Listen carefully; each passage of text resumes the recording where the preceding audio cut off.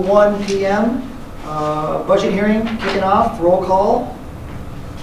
We have Tyler. Here. Jeff. Yep. John. Absent. Deb. Deb. Oh, she's on mute. There you go. Andrew. I read her lips. Here. Okay. Yeah, sorry. Okay. We can move. Sounds good. Approval of the agenda. So moved. Second. Any discussion? All those in favor? Aye. Aye. Opposed? Motion passed. Gail, any public input on the proposed agenda for 2021? I have not received any pros or any cons, and I haven't received any comments of any kind. On the budget itself, I wanted to just briefly talk about a few main points. This is a little different than the last time you saw this, just because this is the final after the governor signed. And so the basically the total levy is 1808, and before I think it was 1808 point something something something. So not a big thing, a drastic change or anything like that. Very similar, still basically the same total levy. This includes the 2.3 SSA with the transportation equity in that. So this is the signed bill. This also shows a decrease in cash reserve of $428,000 compared to the last year, which of that, we had a little bit of an increase, but of that, our cash on hand for cash reserve of that $525,000 is less than last year. And if you remember, I had talked, I think it was in March, of that calculation. That is a straight calculation. And with our the position that we are in financially has not allowed us to basically levy any more than we can. We are maxed out On the cash reserve. on cash reserve. Yeah, That's right. a formula, Yeah. 25%. Yeah. So unless our expenditures increase and our cash possession gets different and we have less cash on hand, then we would be able to. And so this shows an increase in management levy of $127,000 because this is what we did to basically keep our total levy in the 18s, which last year we were 18.8, so this time we're 18.08. And this is about the max that I felt comfortable doing because there's just not much expenditures in there that we can do. So felt good about where we were at on that. And then our taxable valuation increased 5.16%. And because of the taxable valuation increase, we will see an increase in the total dollars for regular, voted, and debt service. And we, in our financial summary, we anticipated our levy to be 18.1 in our long range. So considering all things, this is about the best we can do. So, and it is a decrease in total tax levy. So that is a brief, quick summary of the total. So when you mentioned if expenses changed, then that could impact what we could do for cash reserve, but that would be another year. Another year. Yeah. Yeah. And considering of not knowing what our future holds right now, as much cash as we could, I would like to have cash on Right, hand. right. But this is max. This is maxed out. We're Yeah. not leaving anything on the table. Yep. So, but we'll reevaluate that next year, and hopefully we can see what that looks like. Okay? Very good.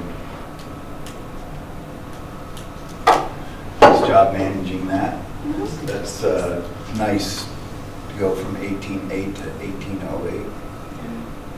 And be able to do everything that we really want to do. That's a good position to be in.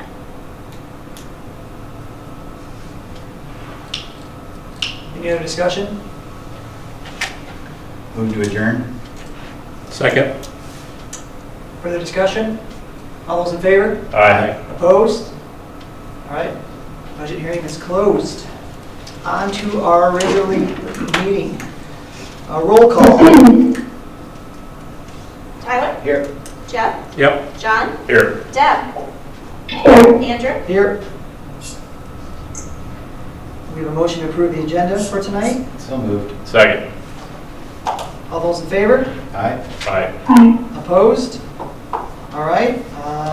Public forum, is there anyone online or any public forum? Nothing via Nothing. email? No, but I gave them on the agenda on top, I said they had a 4 o'clock to call in for either the budget hearing or just to call in with questions, concerns, whatever, and we did not receive any. Okay. All right, admin reports. I'd like to go ahead and start. This is our first day of kind of putting things out to the public. I'd like to start out with elementary and just sort of work our way up. Just a quick little summary of feedback from each administrator, how things have gone for that first day of basically being under that continuous learning / voluntary. Stacy, you want to start? Yeah, we've been consistently sending out resources. One update we made this week was we made a weekly schedule. We've had a lot of feedback from parents via the parent survey that they'd like to see, kind of how to put that in a day. We emphasize that obviously it needs to work within their schedule, but I think it's gone really well. The teachers are meeting with kids, and we kind of have a system where they have to check in with each kiddo in their homeroom at least once during that week. So that can come via their class Zoom, or an email or a phone call. But each week they're making that communication. So it's gone really well. Good. Amy? Hello everyone. Very similar to Stacey, I think we're all kind of doing about the same things. At the intermediate, we did curbside pickup of about 170 Chromebooks on Friday. Great response. It went so smooth. We offered a 90-minute block of time, and in that 90 minutes, I only had 2 of the ones that requested reserve not able to make that time, so we're arranging another time. Since Friday, I've had almost a dozen now email and have changed their mind or didn't see that email early last week. So working on getting them Chromebooks also to just be able to be more active in the continuous learning. Same thing with the check-in with students. Have staff meetings via Zoom once a week and check in with our PLCs individually. So we're making it work. Mike? Question? Yeah, the middle school, really positive feedback from today on e-learning. Mike, Tyler had a question for you, sorry. For Amy. Sorry. For Amy. Sorry about that, Mike. Hold that. No, thought. Amy, the Chromebooks, the 170 Chromebooks, those that they use those during the day and they just didn't take them home, or what was the source of those? Yeah, great question. So we're one-to-one at the intermediate. They just don't take them home. So each student is assigned a Chromebook at school, and that's theirs that they use throughout the day. Excuse me. Sorry. Can't find a good place. I need to just move. So they actually came, it was a little bit more work. At first we didn't know we'd have this many. We thought we could maybe just start with a cart of 25 and just start giving them out. But with that much response, we decided to actually give them the Chromebook that has been assigned to them during the year. Hoping we get to come back May 1st. That way, if something would happen to my Chromebook and we come back May 1st, it's not somebody else's, that we've got to figure that out. So it is theirs that they have been using throughout the school year, and then we'll figure out how to get them back when that time comes. So with the additional ones, and you're closer to 200 out of, it looks like 350 approximately in the whole school, right? So Yep. over half of taking a Chromebook home now. Yeah, and the parents were very generous when they initially responded, because I wasn't clear, I didn't say how many we had, and so many people had responded and then said, we certainly don't want to take away from someone who doesn't have any technology or access in the home, and so then I followed up with everyone and said, we have enough for everyone, so if it's helpful, by all means, fill it out and let's get you your Chromebook. So I'd ask this for you, and then Mike and Vic, and if we want to go back to Stacy, but just give us an idea of how much connectivity do you think you got? So it sounds like you're, what, 90%, 95? Any idea of what percent maybe are still not connected?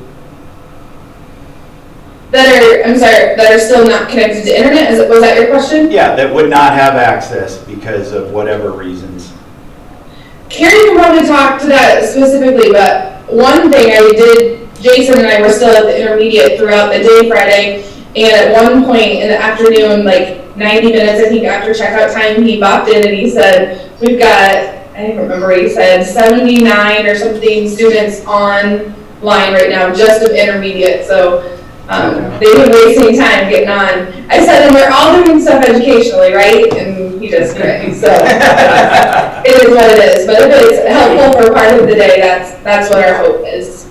Hey, Carrie, do we have information from the survey that would indicate people that would have access to that? You mean like who doesn't have internet access? Yes. I don't know that, I haven't looked, none of mine have said that they don't have any access, but Carrie, I'll let you talk. We have a variety of internet things. We have a few people. It is probably 15 maybe families that said that they have no internet or all their internet is on their phone. But we have had in the last day and a half a few more people sign up for hard copies. And that is due to a number of reasons. It's that they don't have a printer at home and they want a hard copy. They have internet, but they're both working from home and they would rather have the hard copies. So for example, let me get on Amy quick because I can speak to that.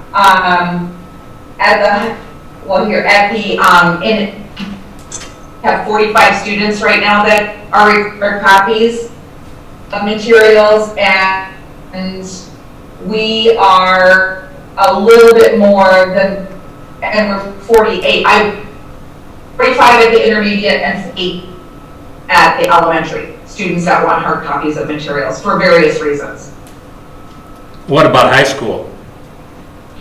I don't have those exact numbers, but we do have kids that are at both the middle school and the high school that are requesting hard copies as well. I can give you that in just a few minutes. So if it's my understanding of this, if they have a phone, they can use their phone as a hotspot, right? Why don't we try and reach out and fill that gap with those 50 people? I mean, it'd be kind of cool if we got a lot closer. I mean, is that something we have time to do? Yeah, we can check into it. I mean, do we have somebody, is Jason going to have to do that, or who would do that for us? I can do that. I mean, our administrator's been working on, other ways that we can solve that issue. If it's drive-up internet, if it's, other things that we can help with. So. But if they all have phones, they have hotspots, right? Yes. So, yeah, let's see if we can take that gap down. I mean, let's not leave anybody out. Okay. Any questions before we move on we can go back to Stacy if there's any, or any more for Amy? Mike, it looks like you're up. Yeah, so positive response to online resources. We moved to new learning, as did the other buildings, and we got several emails from parents and a couple from kids that just really liked that we're moving forward. And we gave them a schedule for the week, kind of broke it into a suggested schedule, and they really like that. So nothing but positives today. Questions for Mike? Vic? Cindy? Is Vic there? Yeah, I think I would, like. Sorry about that. I was trying to be thoughtful and not have my mic running. Very similar to what everybody else said. Good start to the day with the new resources. As of this morning, I think by midday we had over 300 students that responded to our form, which is 300 out of 520 some. So we're going to give them another day tomorrow to respond to the form. The form had a variety of questions on there, asking them to select a couple classes that they're going to be focusing on, how they were doing mentally, if their coping skills were working, if they needed anyone to reach out to them. So we're trying to be very cognizant of their mental health as well.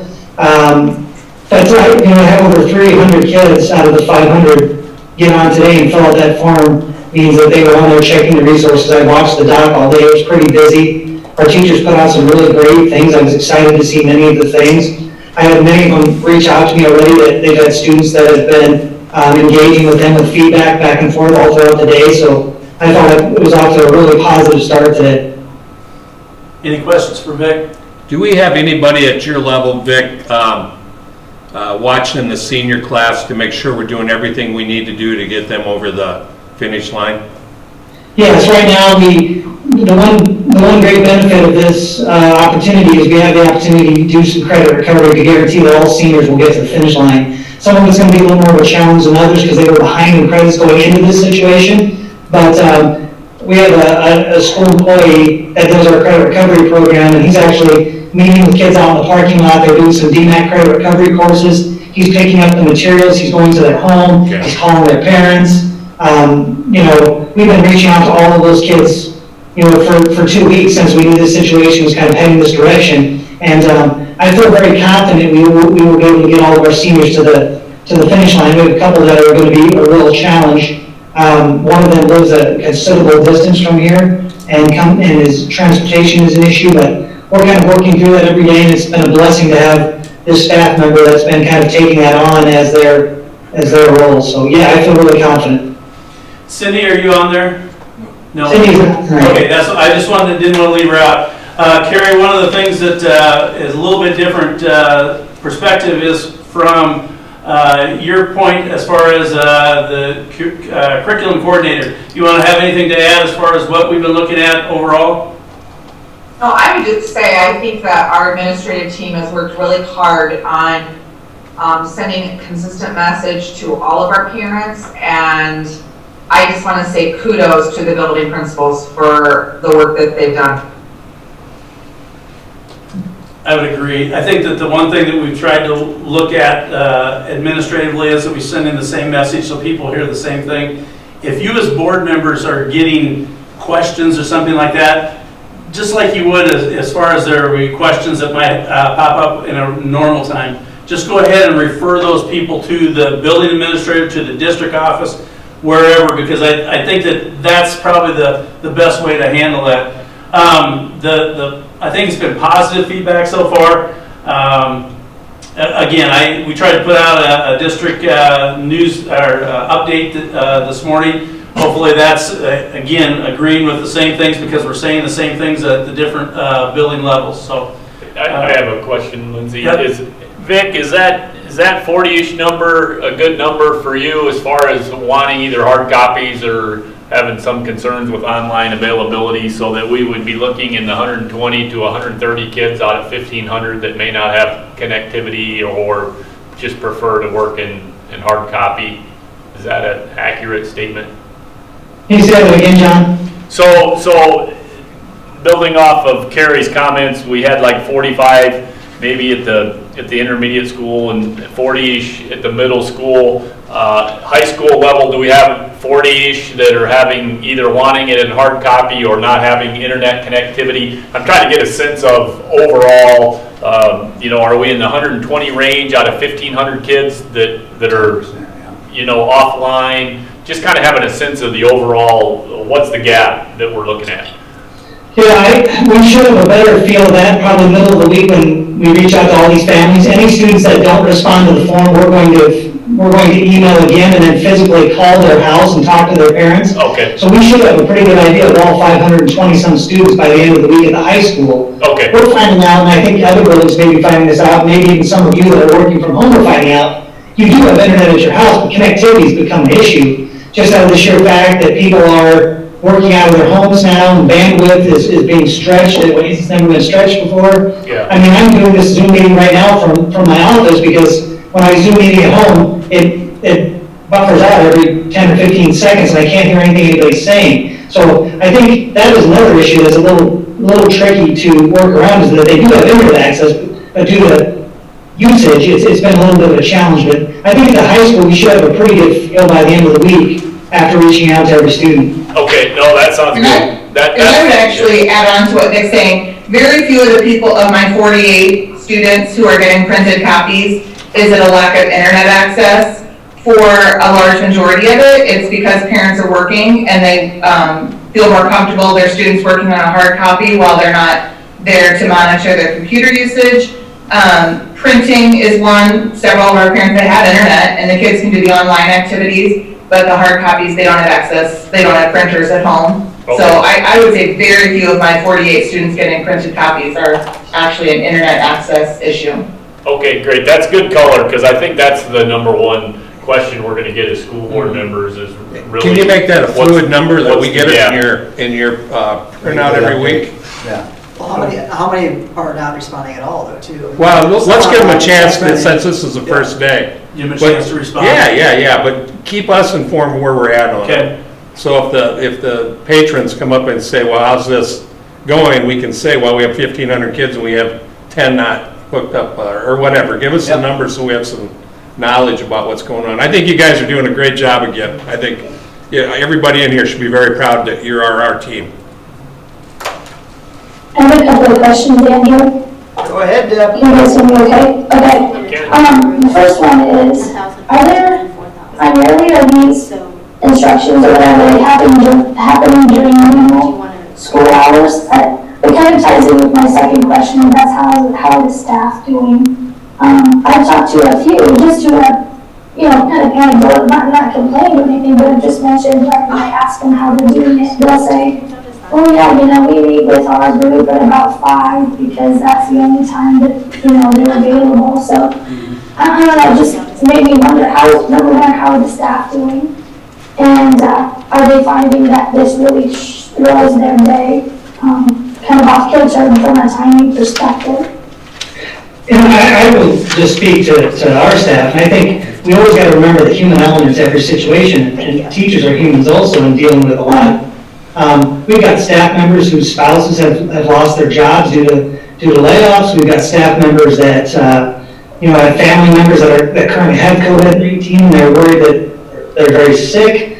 We have staff members whose spouses are healthcare workers and they're worried about them not being able to come home or get the whole entire family sick. And not to mention, I think the grieving toll that our staff is going through with not being around kids and not being part of that human connection that we all feel right now is especially tough for educators, because that's why we got into this business, is to be around kids, and we've dedicated our life to that. So it is, in a way, as much as the students are grieving the loss of the year, our adults in our building also are very much grieving that. And so I think it's important that we all continue to do what we've been doing, is reaching out to our staff and making sure we're having connections, even if it is just social connections sometimes. We're getting on these meetings and just socializing sometimes, because I think that human connection is so much part of who they are. So if anybody else wants to speak to that.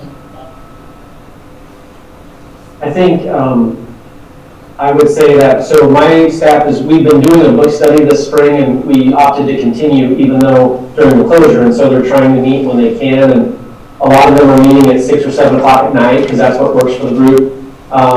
And a lot of them have, at least in my staff, a lot have little kids at home, and so dealing with that, waiting for a spouse who maybe is still working, getting home, or is off of work if they're working from home to take over. And so a lot of my teachers we meet as grade level teams once a week during the day, but we try to coordinate that around nap time. So most of my meetings are between that 1 to 2 o'clock time, because a lot of them have little kids, like I said, but when they meet, they're meeting at 6 or 7 o'clock at night, a lot of them, just because that's what works in their schedule with no childcare and having to juggle that too. So, Any other administrators like to add anything?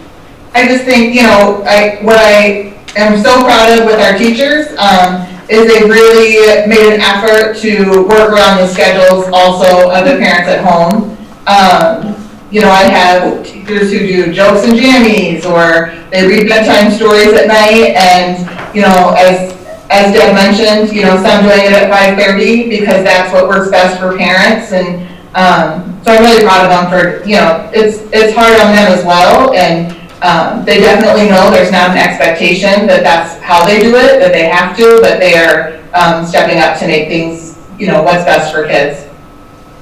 It was just very similar to what everybody else has said, and I've just continued to give the message that if your child bops in the background like you just got to see mine do, or your pet, That's usually a lot of it right now is kind of like, it's okay, this is real life, we gotta figure things out, we're gonna handle it. And it's some kind of comic relief sometimes too, or even just knowing that it's not only at my house does this thing happen kind of mentality. So really had emphasized during our big groups and our PLCs, you know, what they're doing to take care of themselves and what they're doing to let others take care of them during this time as well. Good. I think with people like better teachers, I think they're generally focused on just taking care of other people. And I just hope that they understand how much we appreciate what they're doing and that they are going above and beyond and outside normal hours, and it's not going unnoticed. So if you could please pass our appreciation on to them. If I could add something on that, we changed our benefit this year for our employees, and instead of waiting till July 1st to roll out, because that's our renewal time for insurance, we went ahead and started April 1st with an employee assistance program. Good. And so we received a webinar. Our employees can go on to view a webinar every Wednesday on the main topics of what's going on, resources that might be up-to-date information about resources for them at this point in time of what's going on. So that goes out, and so I do it, just send it out district-wide. They're recorded, so they can always go back once they get to that main web page. But I constantly send out any type of resources for them, and that's new as of April 1st. So I've heard some really positive feedback to that. And my concern is I have so many resources that I hope I'm not bombarding them. But I figured that, if it's not the right time, I do that with my email. If it's not the right time, I mark it and I go on, and sometime it may be relevant to me at a different time or something. So I feel that is very positive, and the timing was great with that employee resource program. Deb, one of the things that we want to make sure that we put out to our public and to our teachers and our administrators is we do appreciate the fact of the hard work that they're doing. They're doing things in uncharted water, and there's stresses that are there that would never be there. So that's why we have this employee assistance program, and we want to make sure that we care about what's happening not only for our kids but for our teachers and for our administrators. So hopefully that message is coming out loud and clear.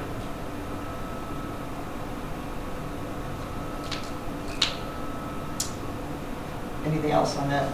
Nope. Any other comments? Thank you very much to everybody, the whole admin team. Announcements and celebrations. Anyone want to throw out anything for announcements or celebrations? I'd like to say Amy has put together, we're going to do a parade, a staff parade driving the bus routes, and I think we're at a point where everybody needs to see some kid faces, and we're going to do the social distancing. Nobody's getting out of their cars, but I think we all need to see kids.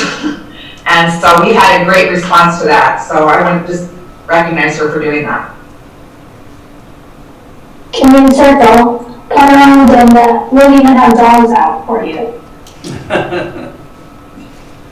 Anyone else for announcements or celebrations? One more thing, Deb Purcell has now added a hot lunch to the grab and go meals. So we've got a menu for this week, and then she'll have a menu for next week as well. We have, I think, chicken drumstick and mashed potatoes Wednesday, and mandarin orange chicken on Friday. What was the one that they had last Friday that was a big hit? Cheesy tiger bread. Yeah, Oh, that's and that was that's supposed to be around 300. Is that what it was? Mm-hmm. So very popular. I think that there's another celebration we had there, was that, we, as a district, can be very proud that we've probably served well over 1,000 meals in the course of the last few weeks. And it's a shout out to this group of people that are on the camera here, because they've stepped up and are there every single time and exposing themselves to, potentially getting sick. And, I think a shout out goes out to this group of administrators also. And I think it would be another shout out, for Carrie and Lindsay. I think they've now officially set the world record for the most Zooms that they've had to sit through in the last couple of weeks of all these things that they're having to sit through. And we sure appreciate their efforts because they do a lot of the behind the scenes thing. Yes, agreed. One last celebration, totally unrelated to all the other things we've been talking about, but Carrie and her instructional coaches wrote some STEM grants through the Iowa Governor's STEM Council, and I know for sure we were awarded a couple at the elementary, so I appreciate that work. And when kids are back in action, we'll have more great things for them to do. On top of that, we got the one for professional development for computer science at the high school for next year. So we will have that paid for, which is awesome. Nice job. Nice job. Anything else? All right, board reports, Story County Conference Board meeting minutes you'll see in your packet. United Way of Story County, Iowa Reading Corps letter, and also the annual employee recognition is Tuesday, June 2nd, hopefully. Yeah. Depending. We have to tentatively, because we have to place orders, and so once we find out if we can have that, we will, there's things that need to trigger and we need to order and plan. So thought we'd throw that date out there and see what happens. Many of the Zooms that all of us have been on, the word is that we will hear this week what's going to happen, because she said that she would give us a 2-week notification. Hopefully that will be sooner rather than later. And that 2-week notification, Lindsay, being 2 weeks before school would go back into session, or what? Right, so the 2 weeks before, the 30th is the last day that she has said that we are supposed to be held out. Now, I've heard, that there might be another 2-week extension. I don't know. Or there might be whether they make a decision on whether we're going to have school or not. But her original process when she changed it from the 13th until the 30th was the fact that she knows that schools need to be preparing for what's going to be happening. So I would say that sometime before this week's out, we'll know if we're going to go another 2 weeks, which that's just more rumor than anything, or if we will not continue for the rest of the year. Okay, and that'll be this week then? Okay. That's what they're thinking. What she's gonna say. Okay, well, thank you. I don't know if you want to talk about it now or whether, but I mean, in preparation for that, or you kind of have a plan A, plan B, or are you, I mean, if I were a betting man, I would say, well, I can't see how we're coming back to school. Yes. So are we primarily planning down that we won't be coming back, or how, I mean, how's the planning going? My philosophy is that we've probably been planning all along that we're not going to be coming back. I don't know can I give a thumbs up or a thumbs down for the administrators who are looking at it that way? Looks like the thumbs are up. The biggest thing is that I think that that's why we're doing the things that we're doing right now, so that we can continue on in a smooth transition if that happens. Believe me, I'm longing for the day that we can come back to some normal situations where we don't have to be, apart from each other. But I also realize that if we bring people, you listen to the news, if we bring people back too fast, we're going to have issues. And so I think that what we will do is we will continue on with the process that we have as far as presenting new materials. I think that you'll see this continue as long as we have to with the governor's decision. We saw the Des Moines public shut down for the year. I think that's just leading the domino effect. Yep. What's going to come. And they seem to, that was the way it is before. I mean, I don't foresee this happening at all, but let's say she said, well, you can if you want to. Oh, I hope she doesn't say that. I don't see that happening, but I mean, it would be our decision whether we do or don't, right? Mm-hmm. I mean, what you're basically saying is the governor is going to say you can't, most likely, and we need to be prepared for that. But, it's difficult to think of a safe way to go about it if it was opened up. So I guess I would be preparing that it's going to be online for the rest of the semester. If there is a different message on Thursday, I would ask that we probably have that conversation. Yep. Because I don't know that as a board member I'm I'm even comfortable opening. Doing that, yeah. Right? And one of the things that we have down at the bottom of the agenda is we talk about a special board meeting. So, I mean, April 20th possibly. we've done things like, I was talking to Vic today about, you know, what's going to happen right now if we would come back. The prom is on the 2nd and graduation is scheduled normally.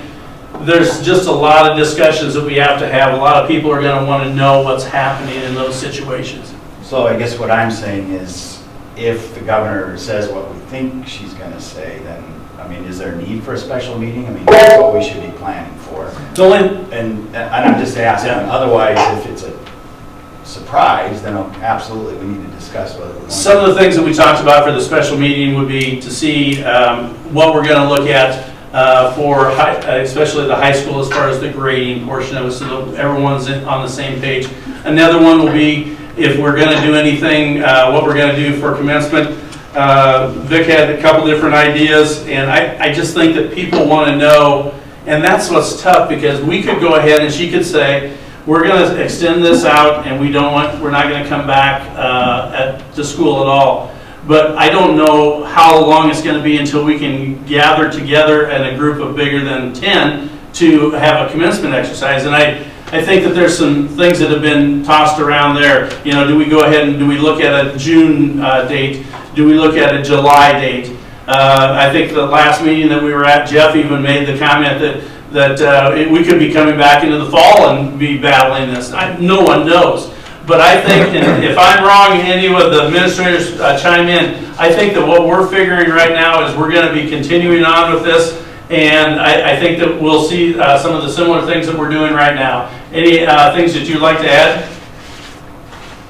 I would just say, as far as things go, like if you think about it, we won't be cognizant of all of a sudden now we can come back May 1st after being in quarantine for 2 months. We're going to bring 600 kids all together, and I mean, you can see the potential where things could get pretty dangerous pretty quick. All of a sudden we have 2 kids, and we have 20 kids, and we have 100 kids sick. You know, like, I think we just need to be really thoughtful as we approach all of these large events, and then maybe do some out-of-the-box thinking related to some of these to try to make the best of the best situation that we can, and being thoughtful that these are special moments that are, you know, parts of people's lives, and you can just do our best to make best decisions to keep people safe and healthy. So all I'm saying is I think we can be planning for that. And do you have recommendations right now for graduation or options or? Well, I think there's several different options to consider. It just kind of is going to be based on what the governor's recommendation is. The governor says right now, we're not coming back. I'm pretty confident that a May graduation most likely is not going to be an option. And so, you know, then there are some options if you want to reschedule for June. We could be in the same situation through the end of May, and then all of a sudden we're going to bring 1,000 people together middle of June. You know, may not be a possibility. And so I think there's a lot of unknowns right now, but I think there are some options. I've had a great conversation with Andrew the other day where he kind of gave me a idea, and then I've been able to kind of fill in some parts where we could do some social distancing graduation here. I don't want to get into a lot of the details until I know a little further the direction of what's going on, but I think there are some creative ideas that need to be considered. I think the biggest part is that, you know, it's that grading process of that things aren't going to be like they normally are for people, and this is kind of what they've dreamed was going to be their graduation day. It may look a little different. There are some schools that are pushing things out to July and even August. I think the further you get out into July and August, you start losing kids, and less kids can be involved in those great moments. And so I think, you know, there has to be a little bit of what the board stance is. Do they feel comfortable bringing people together in June? You know, if that answer is no, then you know, we're not looking at being able to do those kind of things. Yeah, let's. Can you hold on a second? Yeah, let's just. I don't think we're gonna meet. We don't need to overthink this. I think from Lindsay's standpoint with the staff is somewhere along the line we're gonna have a virtual graduation where people can come in and they can, you know, you can graduate over the internet and we hand them something like that. So that's the route I would go. I don't think we're going to come back this year. Pretty sure we're not. I wouldn't vote for graduation in August, Vic. You're right. There's too much other stuff. We've got to be having all of our directors be going a different direction in August. Because if we don't come back in August, you guys are going to be up against this again. So, would there be a possibility of setting up the stage in the parking lot That's and then having Vic deliver all the diplomas to each vehicle. I think we can get creative. Yeah, we can do something. Come up with Right. something that would But my work. point is, plan it. Yeah, oh yeah. Don't wait for the. No, I'm good. We're just gonna have to make a decision and go with it. And the Yeah, idea is pretty we can bring all those people in from the parking lot into the gym anytime. So I can deliver some of the things, but God, the conversation that Andrew and I had was related to something similar to what John was saying, where you could still keep all of the portions that are important parts of the graduation ceremony and still have those things. So it's a matter of making a few phone calls right now and then getting a little direction from the board, but I think we are going to have a special meeting at some point to discuss grading and then graduation and credits for sure. I guess what I would urge, Vic, is the board wants to have it be like it needs to be, the best we can given the considerations. And I like what Tyler's saying is let's build in some contingency, because we all know that it's pretty easy to go back to the way that it could be. And so let's plan on this order is going to be in place for graduation day. And so given that, this is what we're going to do. And by golly, if that gets lifted and we can go into the gym, God bless. But if not, at least we have a plan to make it something memorable for those graduates, and whatever else we can do with regard to prom and education and all that goes with that. But don't let the board getting together and giving you an answer. Yeah, we're not going to tell you what to do. We're going to give you guys answers, and so when you need them, we'll get them to you. So I think what you're hearing is we're saying, please move forward. We're assuming we're not meeting in person. That there's no large groups. So Lindsay, we're assuming that we won't have classroom classes in May. Yeah, so Lindsay, maybe you put all your administrators in charge. I don't know. But put a group together and let's see what it looks like. All right. Well, I told this to Vic too, rely on some of the families too. Don't put it all on your shoulders. Everybody's pretty busy already with trying to figure out online resources and all that. Graduation, let some of these parents, I mean, it's about the families more than it is about anybody else on this meeting. Yeah. So reach out to 4 or 5 of the parents in that senior class and say, here's what I'm thinking. Give us some feedback and ideas, and then let it build from there. Yeah. No, we had a great discussion with 2 young men that are leaving for the military at the end of May, and we're going to do a special ceremony with them because they're most likely not going to be able to be involved in a ceremony. So I think it's going to just take some creative thinking. I've got Andrew pitched a really great idea, and I think I've been able to fill in a lot of the parts with it. I think we have a good plan moving forward. If we can keep a live ceremony, great. If we can't, then I think I have a great option that honors a lot of the tradition of graduation. So I will continue to move forward with it. Thanks, Good job. Vic. Thanks, Vic. All right. On to old business, and action item number 1 is the budget. Okay, so this action item looks a little different than what you guys have seen in the past if you have an agenda. And the difference is this, I added this and levy property taxes for fiscal year. This right here is called the budget guarantee.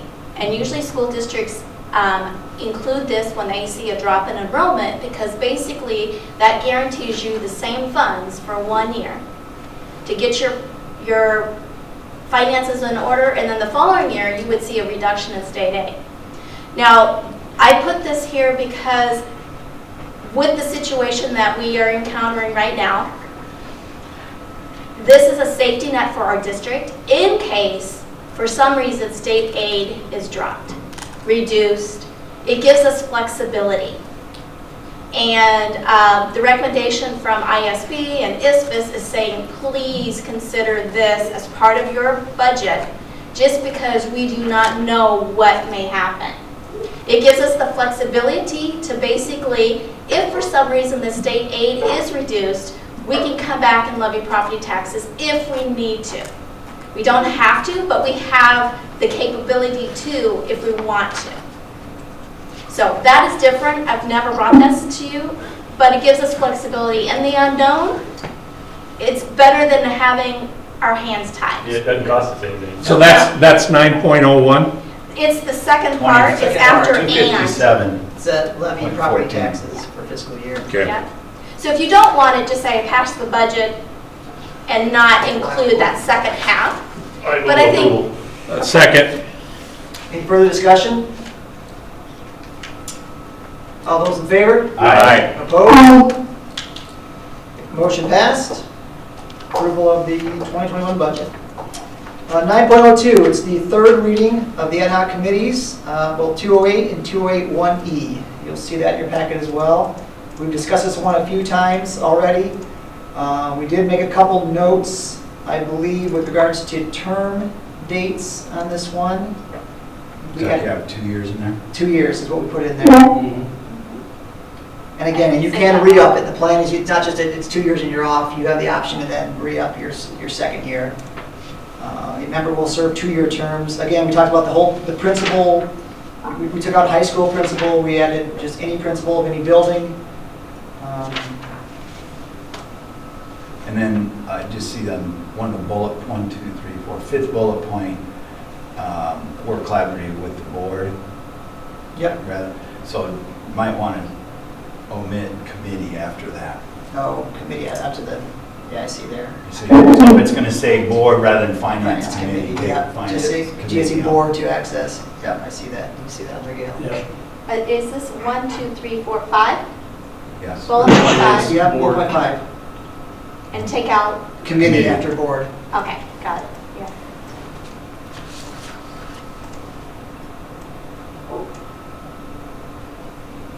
Okay. Consider done. Any other changes for this one? These two, actually. So it'll no longer be called ad hoc, they'll be called the committee exhibit and whatever. Committee Yep. charter. Yeah. All right, move approval. Second. Any further discussion? All those in favor? Aye. All opposed? Motion passed. 9.03, second reading of Series 200, additional ones there. You can see the summary in our packets as well. Again, there's not a lot of change. We discussed this last time. There's very few changes to what we have and to what IASB is recommending. Move approval. Second. Further discussion? All those in favor? Aye. Opposed? Motion passed. Construction update. One of the things that we were not able to have is either HALA or Story construction here tonight.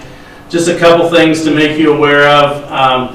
One thing that I put at your seats, there's a question I think that maybe Tyler had this morning, and I just wanted to check it out to see if there's any concerns from Adam and Story Construction. So one of the things that we did was Tim and I and Adam went and walked the new part that they poured last Thursday and Friday, I think. And that, and I'm not a concrete person, so I wanted to get someone in there that had a good look at it. There's a couple areas, as you can see, that were rough, and one of the areas was damaged by the skid loader. And what we're going to do is we're going to get them out to the site. If you get a chance, and nicer day than today, and you want to go out for a walk, hey, I'll tell you what, it's really starting to take shape. But I wanted to let you know that that was the case. I also wanted to, and we don't have to change anything. This is something that I will do because I can sign off up to $10,000. There's 2 CRs that I'm going to negotiate down from where they are, and one of them is CR 105 and one is CR 097. That will not take any board action. It will just be, what did we say, Gail? They'll make another change to the change request. You'll see the action will be, you'll need to take formal action when it becomes a change order. And I think that we can do a couple of those in a cheaper fashion. Not to say that we're losing any integrity of it, but we're just doing it in a more economical fashion. I know that Mike and I had a discussion with Adam about some of the gap areas. That's what that 9200 was, on the gap areas, and doing something different than adding light fixtures. It's doing something with diffusers. I don't want to get into a lot of details there. I will come back though, and I think that we can save us some money. Adam has given us the information. He gives us a project narrative. He also gives us the contingency. Again, I think that one of the things I know that Story had another board meeting that they had to be at tonight. I don't know, there was a conflict that Adam had. But I think that in a nutshell, you have the information in front of you. Do you have any questions on anything there? I want you to know that we're trying our best to make sure that we're doing it as efficiently as possible. And I don't know, but I'm going to, be the day that we can go ahead and say that everything is completed will be a day that we can rejoice, I think. So, any questions on the construction part of it? Now, just stay firm on that contingency. Yeah. What were you going to say? Just your comfort, Vic's comfort, and Mike's comfort with, the last building projects, that the punch lists are getting done, and just any comments there? Gentlemen, Mike, Vic, any comments? I know that we've tried to stay in close contact with Story, Story and Hala, I guess, both. Any comments as far as making sure that we finish strong? The middle school is nearly done. There's just a few last things that need to be addressed, but we're really close. So I would like to think that the electrician has a few things left to do. Other than that, I think we're there in my building. Vic? I'd say the same thing. There are just a handful of things left to do in the building, like the glass and a couple display cases. There's a couple wiring issues. There's just very few things left, and I think we'll be very close. It helps that with this closure, that we're going to do some of those things, but we're very close. And I think that the conversation has been quite a bit between the two of us as far as finishing strong and finishing in a positive way. So by next board meeting, should we be done? I would sure hope so, but I'm not going to guarantee that. Don't cut loose that last check till you guys get everything done. That's a little work. One of the things that you get their attention if you got their money. One of the things we don't want to forget is the project that we have that's south of our stadium, and that's the baseball and softball. They are, like right now, we talked about the concrete, we talked about they'll come in with black dirt, and then they'll go ahead and seed. Well, seeding is just not putting the seed there and letting, taking off. They have an obligation to make sure that we get the growth that we need to have there. Another one that I'll tell you that's not in that overall budget is a sound system for both of those fields. And that has to be something that we need to look at. I wish that would have been included in there. But I know that Tim and I have had some discussions on that. Yeah. Have the boosters been talked to about that? I have not talked to the boosters on that. I know that, yeah, we can do that. That's definitely something. And that's just like a car. You can buy something that's a little bit cheaper, or you can buy all the way up to whatever. And I think until you drive it, you don't know what options you got for sure. Exactly. Any questions on that one? Good, thank you. Yep. That's good. All right, 10.02, resolution authorizing the redemption of general obligation school bonds. Because you approved the budget on 901, that includes the 405 maximum levy. So we have access to pay down our debt, and so that requires action on 1002 to prepay levy, to prepay our levy. Yeah, I have a question I should have got to you before this meeting, but have we talked about, should we be refinancing those now, the whole amount to that call date, or have we talked to Travis about that? No, I did ask the question in a webinar that do we continue to approve this levy because of the unknown and people not paying property taxes and everything, or do we need a change? And I actually talked to Beth Grove on this because she's the legal on that, and she said yes, continue as is, and if changes need to happen, they will be made later. So this needs to happen, and then there could be some other things, that come down because of the situation. But I definitely can reach out and ask them about the possibility of just looking at all of our debt, basically. Yeah. And yeah. So kind of for the rest of the group, the idea is we have some excess cash flows that we want to apply to the last bond maturity on these 2018 debts.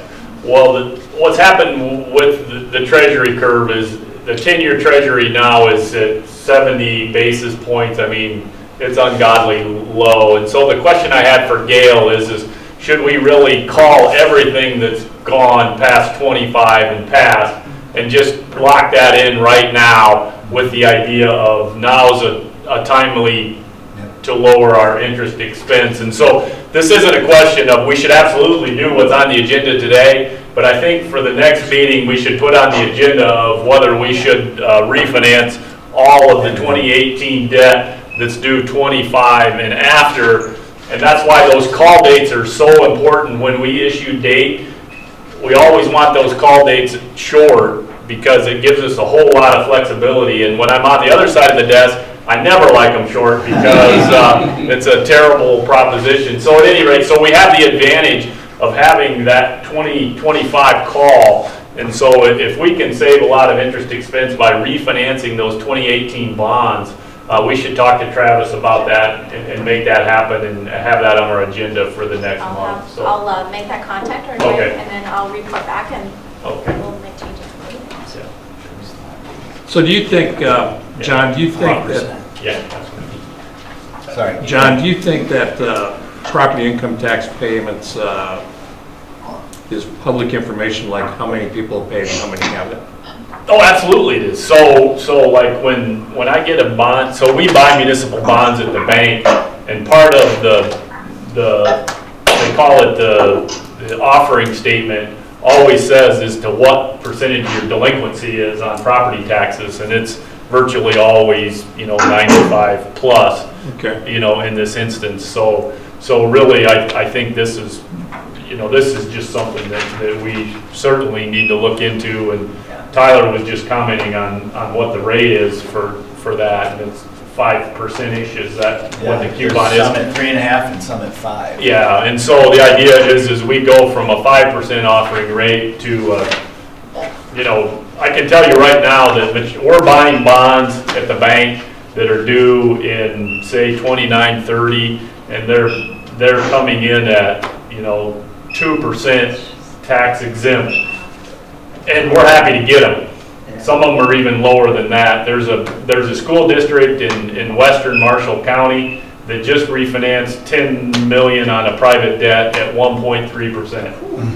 Wow. So I'm saying, and that was a 10-year straight AM. So I'm just saying there's a whole lot of money on the table that we can save by refinancing those I will those make that bonds. contact to Travis and Yeah. we'll have him look at it and see what he can do and see what, especially those at 5%. And if you think about it, 18 was kind of the high watermark Yeah. for interest As rates. it turns out. Yeah, you remember it was kind of going up, and we thought, well, we need to lock these in before they go any higher. Well, they've fallen off precipitously. So How long does that process take? It takes about 2 to 3 meetings. Okay, By the time that's you why I do- wondered. Yeah, it takes about, because we're going to have, we have to do a hearing, Yeah.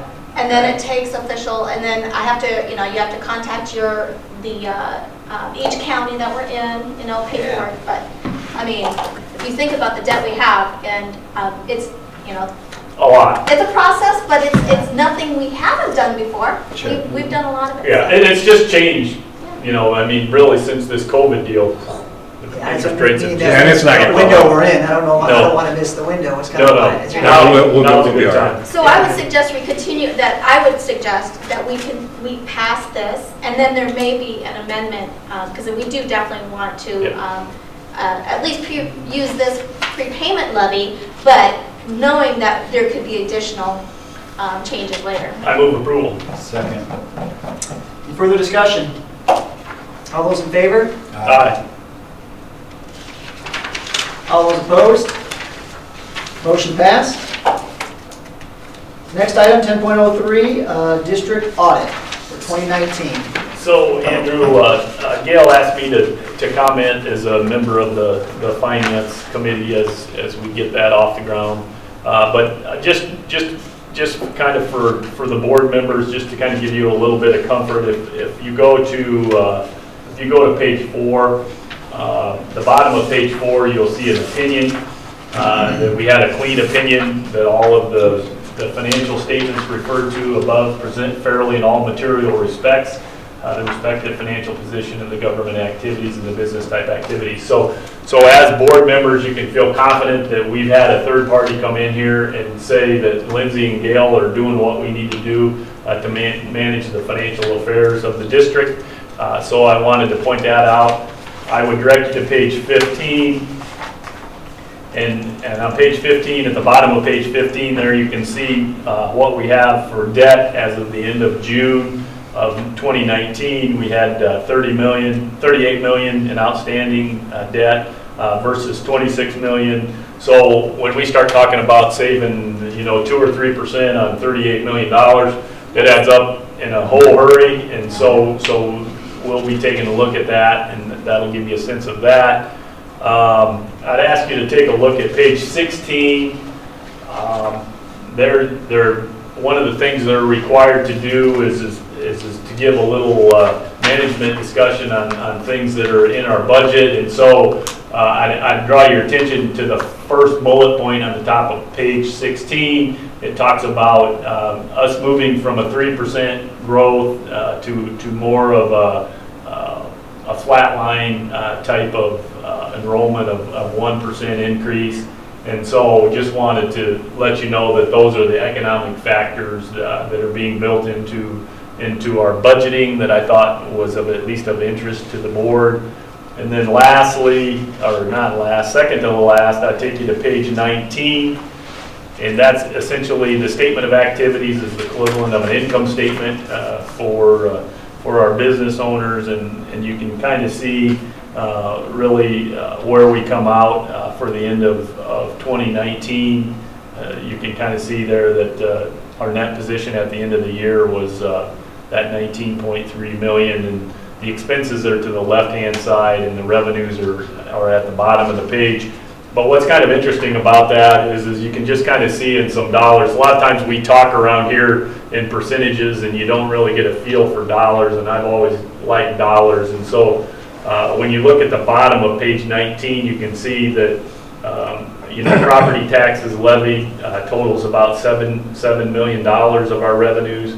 Debt service totals about $2 million of our revenue there. So it just kind of gives you a sense. And then statewide sales and service and use tax there, you can kind of see what we're getting from the state there, that we get $8 million from the state. So I always like to point out just kind of in dollar terms, what makes up our revenue sources, with the idea of really our instructional staff and our administrative staff are kind of the key to what we do on the expense side. But I always like to see those dollars of revenues just kind of laid out there. So I thought that I'd point that out to the board. And then lastly, one of the other items that I asked for from Gail was with regard to, there's always what's called a management letter that goes with your internal audit. And so we have gone over this, but I wanted to remind the board of what was in our management letter. And it was the segregation of duties was one of the things that they bring to our attention. With a limited staff in the office, that's always going to be an issue for us. And then there was a small issue with regard to certified enrollment that I don't think is material. And then there was the deficit lunch account balances that our board had talked about. So these issues have been on the top of our docket. So there wasn't anything in the management letter that you as a board are not aware of. And so what I would like to recommend is that the board accept the audit, and that hats off to Lindsay and Gail, that we have a good financial report and everything looks to be in order from the financial committee's perspective. Thanks, John. And I'm going to add Tia. I don't want to forget Tia. She does a great job, and she's a great partner in this whole process. Fantastic. Yeah, so moved. Second. Further discussion? Just had one note, and I don't know that it's that material, but I pointed out to Gail on page 15, the authors of the audit erroneously said we used our $10 million July 2018 bond to build a new intermediate elementary building. We did renovations, but we didn't build anything, so. Should take out, yeah, I'll make that for a future reference.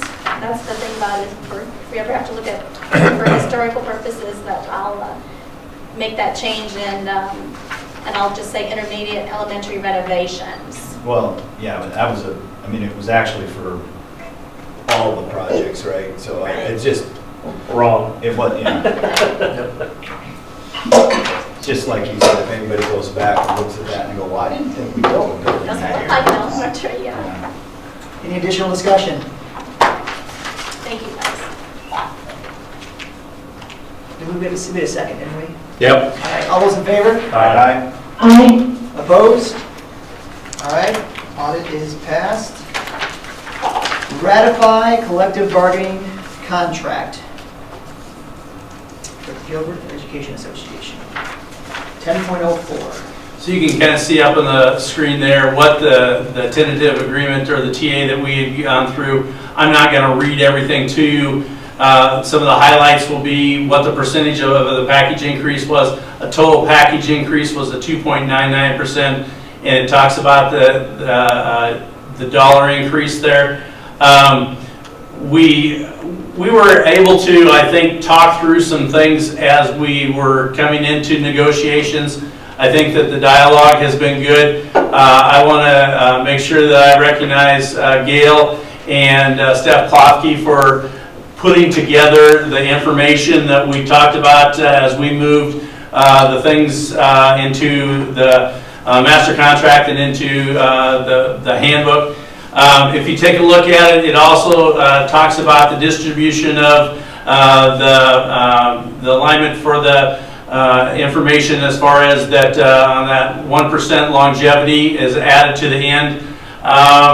And it did say, and I hope that it's not the other way, it did say that if it's greater amount than a 2.3%, then we will renegotiate that. All the conversations that I've been talking about is that what will happen is that they would do a mid-year cut, but that's not anything that's there.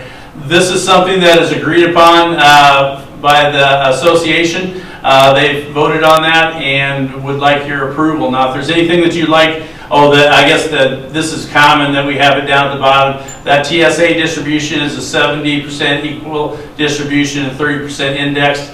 And then the language that we had basically added in there was this would be from 2020 to what, 2024, is that right? Yes.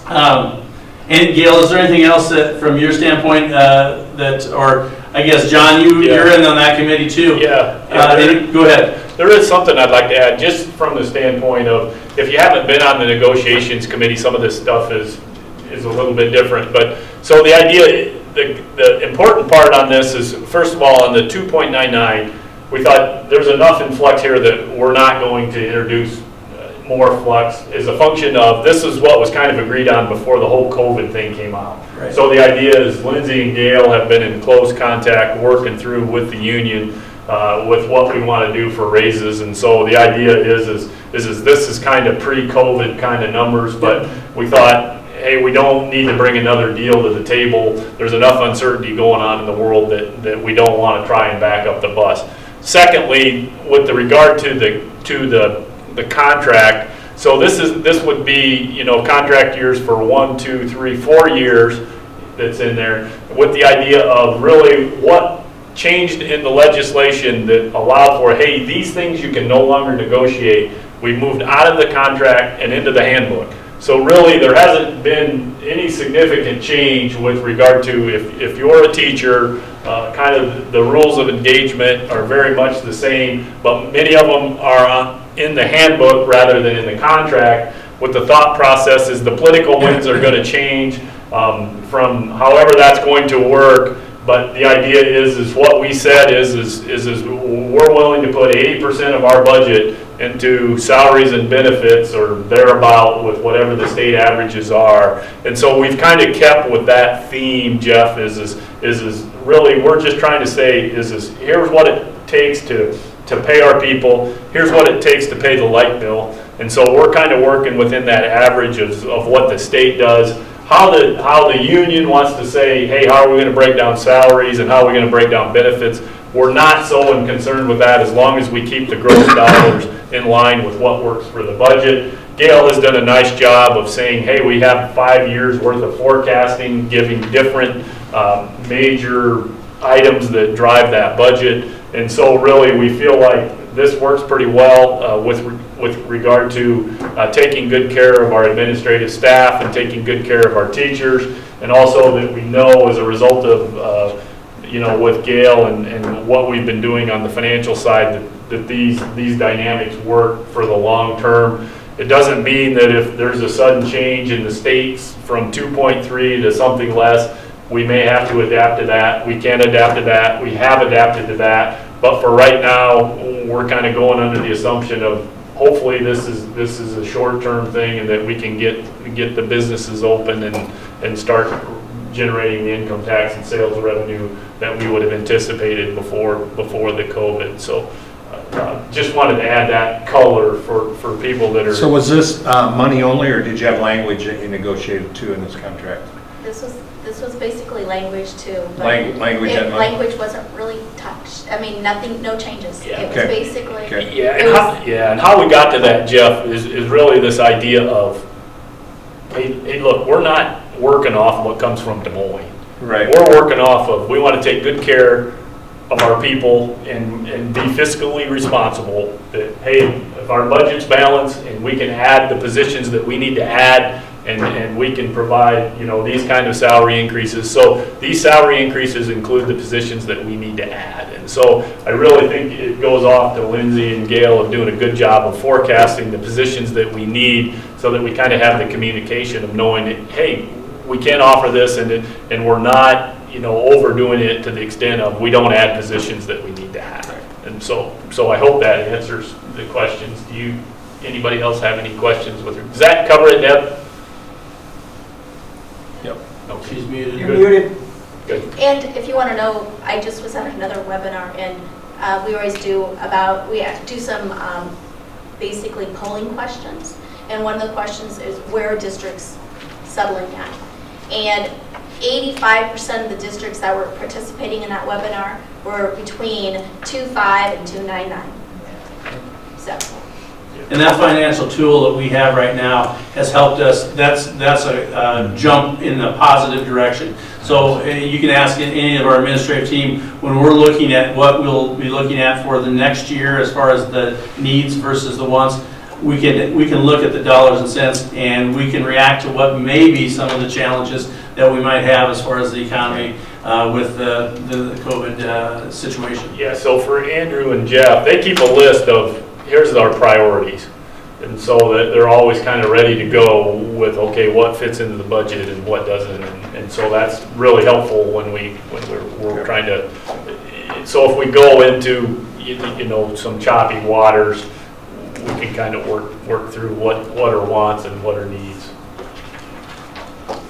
It's more transparent than what we've had in previous years. Yeah, and it's not someone starts here and someone starts here and that's ugly. It's on the list. Got to put in your time, right? Yep. It's definitely a team approach. I really like the approach we use here. Any other questions on this? My recommendation is approval. So moved. Second. Further discussion? All those in favor? Aye. Aye. Opposed? Motion passed. Next item, 10.05, teacher placement on salary schedule 2021. Gail, you want to pull that up? Basically, this is, this is, This basically acknowledges the Right. teachers and where they're at in their FTE, so. So Yeah. moved. Second. Any further discussion? Who's second? John. Jeff. John, okay. So. All those in favor? Aye. Aye. Opposed?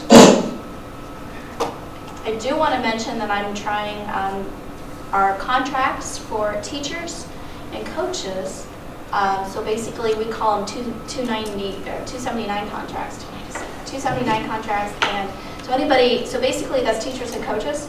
We're going to be all be electronic, so they'll be signing them electronically. So I'm pushing the button tomorrow. Everything's on. I'm a little leery about giving up some of my control and not mail merging, but hopefully it'll go really well, and we're looking forward to the electronic version of saving time. So Next item is 10.06, approval of the 2021 at-will employee salary increases. So moved. Can I talk a little bit about Yeah, it? just a second. Second, I'll second. No, you can't. Any further discussion? No. Where was the second? I didn't even attend. Who was the second? Jeff was one, John I was was just two. concerned Jeff about was not picking being up on heard. Okay, just to give a little bit, for when we do at-will, we usually do the same percent as overall that we give the teaching staff. So that's what, but then we concentrate on a certain group every year to get them up to a competitive wage with, and our group that we compare to is our new raccoon, is it River? Okay, it's our group. And so basically, this year, the group that we needed to look at was Good thing she's off one. the food service group. And so when I met with Deb, she's really, it's really hard to get staff. As in Purcell. Deb Purcell, yeah, sorry, Deb Purcell. So we worked on this and she felt like she really needed to segregate and have 3 different areas. So I wanted to draw that to your attention. Dishwasher. And then she kind of knew, based by interviewing people, what they were making. Plus, I ran our group with our conference to find out where we are. And even these new rates that are recommended here is even towards the bottom of our comparison group. But we're moving in the right direction. Now, it doesn't always happen but we review these every group, every 3rd year, we review them. So this year is the food service group. So I wanted to draw that to your attention. But these come with insurance, right? They get, if they work 30 hours or less, they get 50% of insurance. Okay. And if they work 7 hours or more, they get full single. So, Okay. So health insurance would be included then? yeah, For an individual. Kitchen cap. Actually for the 7, and then the 5 through 6 would be 50% benefit. Okay. I move approval. Second. Any further discussion? All those in favor? Aye. Opposed? Thanks for listening. Motion passed. Thanks.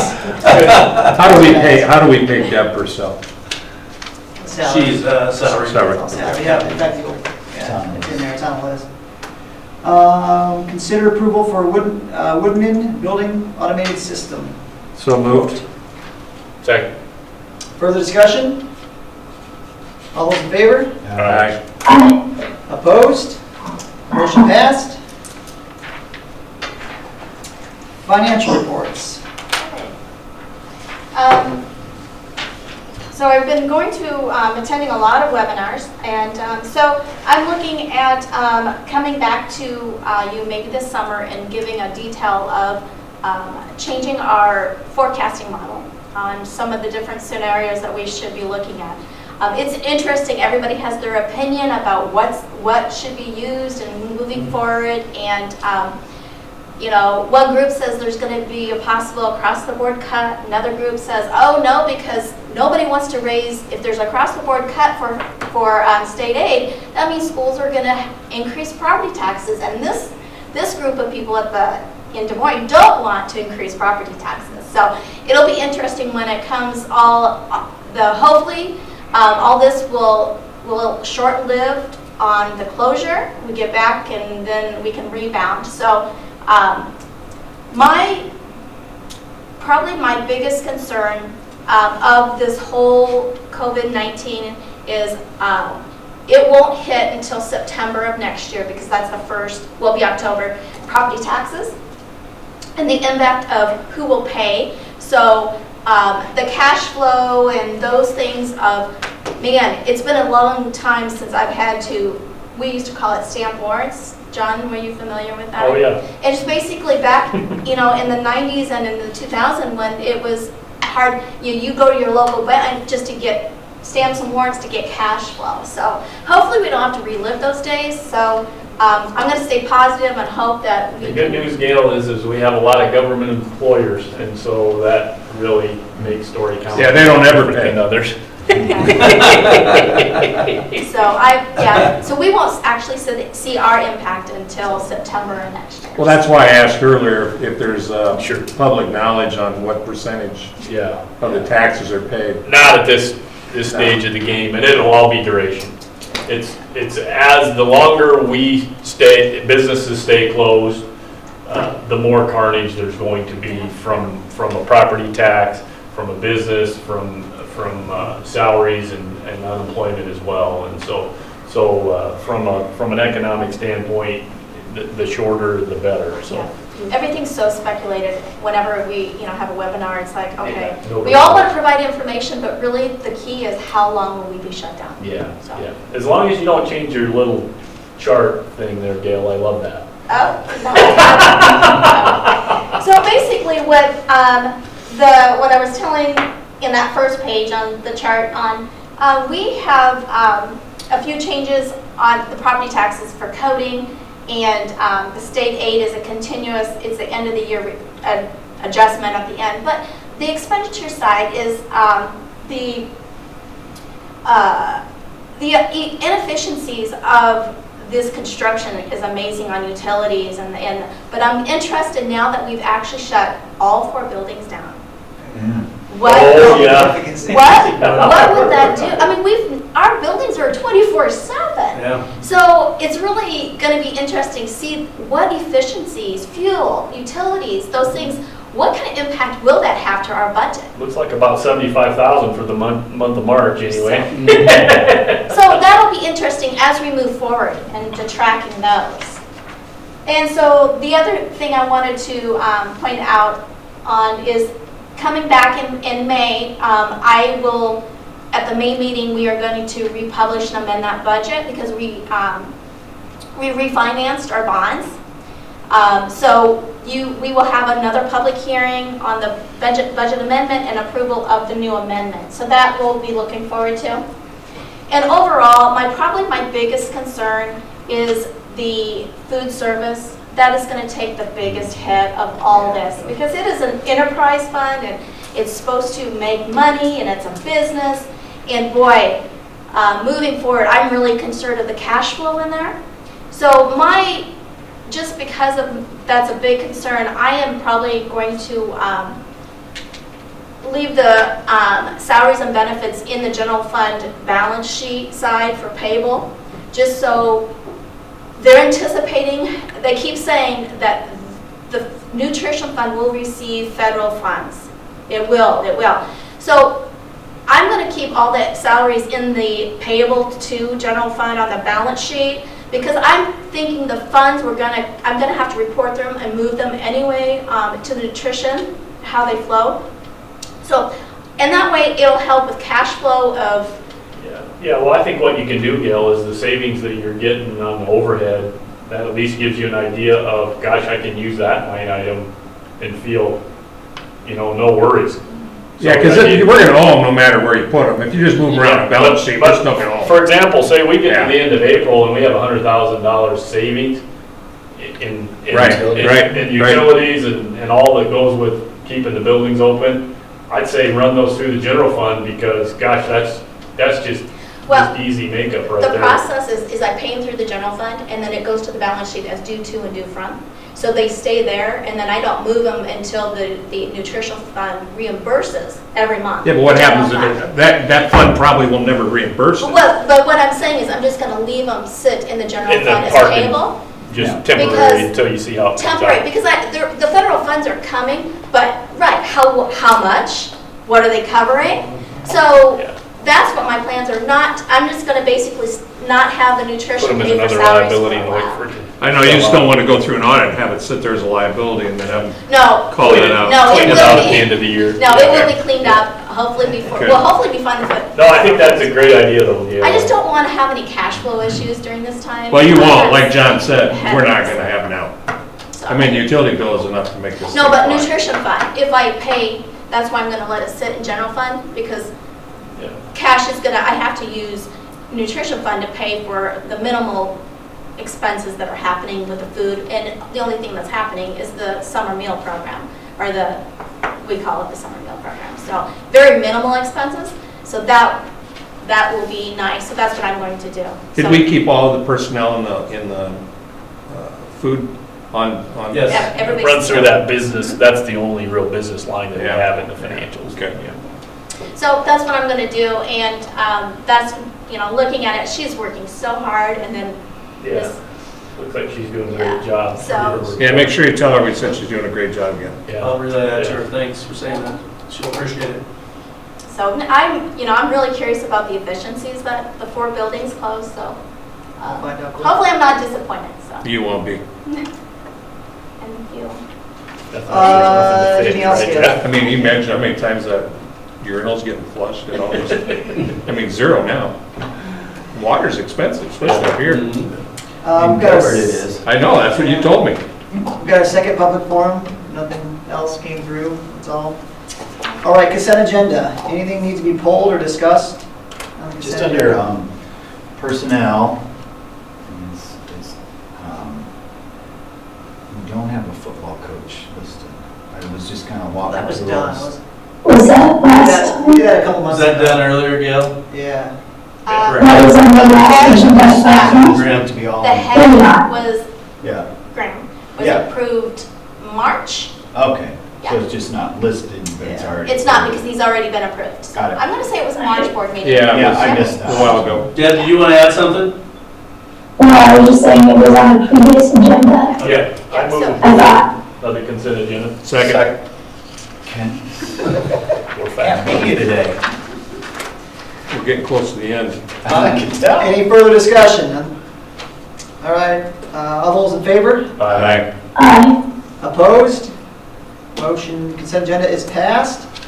Calendar, you'll see there at 12:01, we put a tentative April 20th date, just depending on what the governor comes back and says, on the 16th. Again, not saying we need a meeting, but we might. So I guess I just want to revisit that. If the board is saying we expect that we're not going to be back in session, we're going to continue online. I get that there's decisions to be made on graduation and such grades, but do we need a meeting for that, or can you plan? And, I mean, is there something you need us to Tyler. vote on? Yeah, the only thing would be the board policy regarding graduation, board policy regarding grades. Those are local policies that the last meeting, we approved to amend the policy that we have more local control. Yep. So that, I could see that we may have to amend our own policies possibly, Hey, for Vic, some of those. when we're talking about the grades, we had just informal discussions on that. That is something that you had talked to me about as far as wanting to make sure that the board was aware of what we were doing with that? Correct, yeah, I think there should be they should feel comfortable with the recommendation I make and have an opportunity to ask questions, to be informed as people are going to ask them questions. So I think having an opportunity to discuss grades, I think would be beneficial. It's an important issue, and there are things that I think I want to make sure I'm very clear on. We could hold So- it on the 11th though, couldn't we? Could May 11th, that still be I don't know. discussion? One of the discussions was waiting until May 11th. Does that present a problem? Well, I think that might be a little late. If we could have some type of discussion before that, I think it would be beneficial. I think parents and students are going to want to know how we're proceeding, and waiting until May 11th is very close to graduation date for some of these kids when they would normally be graduating, and very close to the end of the year for those seniors. So I think having that discussion sooner than later would be better. You keep saying So I have a discussion, question. but I would, I thought that when we went with the voluntary, then we only can issue pass, fail, and complete, and that their grades would be frozen, essentially. We could give them credit, but I didn't, the reason I asked that, Vic, is just understanding what options are there really even for us.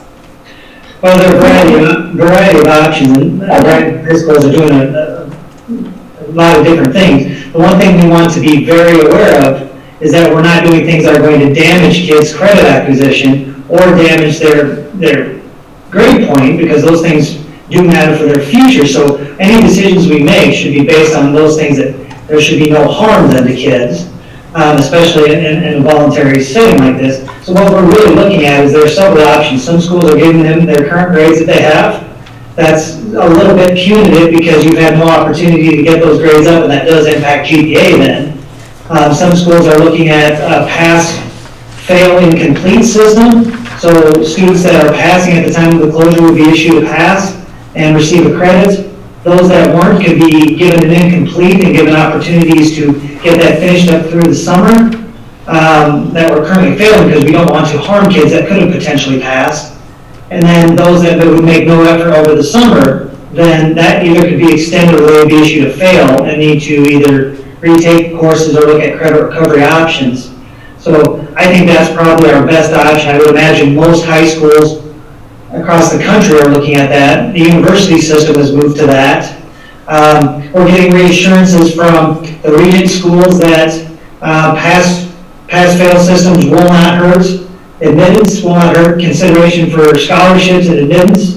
We're getting word, we're expecting word this upcoming week from the NCAA about how that's going to affect transcripts in the NCAA clearinghouse, because we want to make sure that we don't do harm to kids by doing things that would damage their eligibility for college athletics. So there's lots of moving parts to it, and unfortunately, we haven't got all those answers yet to some of those things, but we did reach out to all three of the regent universities in the state. All of them felt that they had no problems with passes, and we're not going to penalize kids for earning a pass. Basically, a pass would give them, they're saying that they had earned the credit, but it has no impact on GPA. So basically, it would be, they earn the credit, but it doesn't damage their GPA. So That makes sense. Yep, so based on what we did Monday, last Monday with voting to give more flexibility, I guess my question is, do we need to meet to vote on something? Because we're just gonna we're gonna do what you guys recommend. I think we're gonna do We're what gonna you follow the recommend. We need a ship, yeah. recommendation from you. Yeah. Sounds like you've got a pretty good idea where you want to go. Do you actually need a vote, or, I mean, what's the necessity? I don't know how to answer that, because I know we have local control to make decisions on grades, but I don't know if it's related to a policy. I don't know school board policy well enough to know that. I know that we have a grading system that is in place based on board policy. It's been voted on by board policy, and so how we earn credits is in our board policy, and so that I don't know the answer to. That I think that would be maybe something that Gail would be more qualified to address.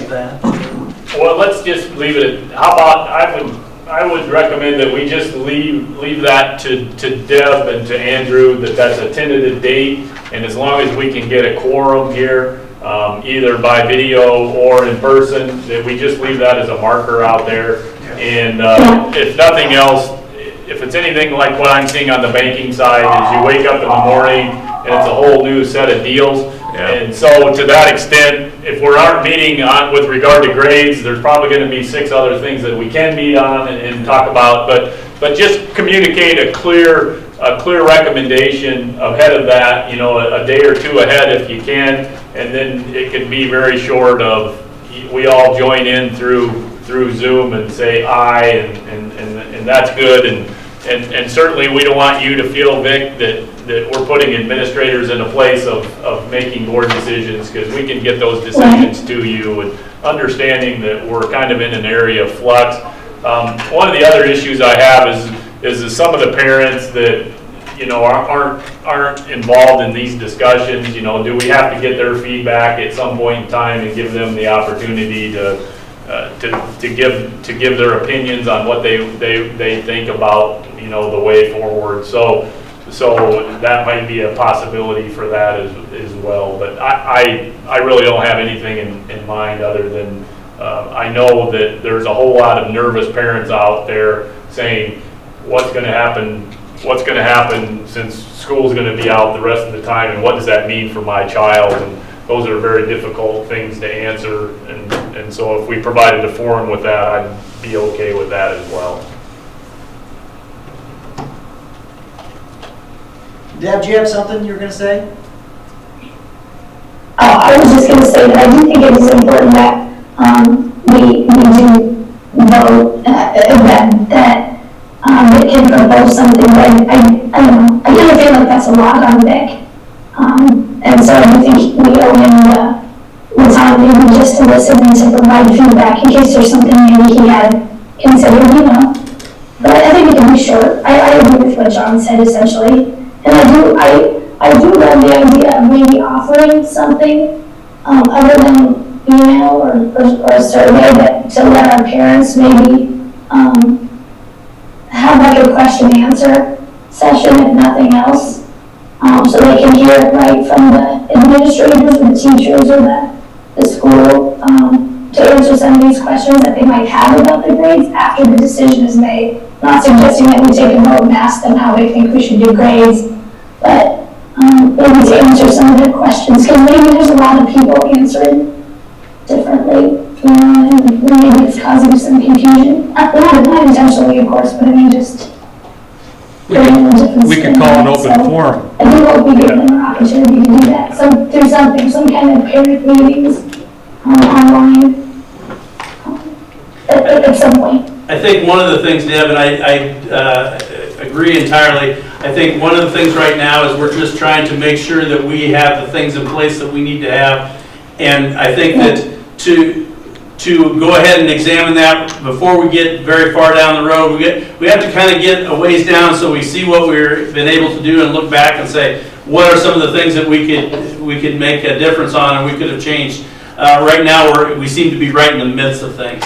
So I don't disagree with what you're saying, but I would want to make sure that you know, we don't go to the extent of, well, here's what we put out, you know, is this good or bad? I think that we need to at least go down the road a little bit before we put some of that out. Good. Move to adjourn. Second. All right, all in favor? Aye. Aye. All right.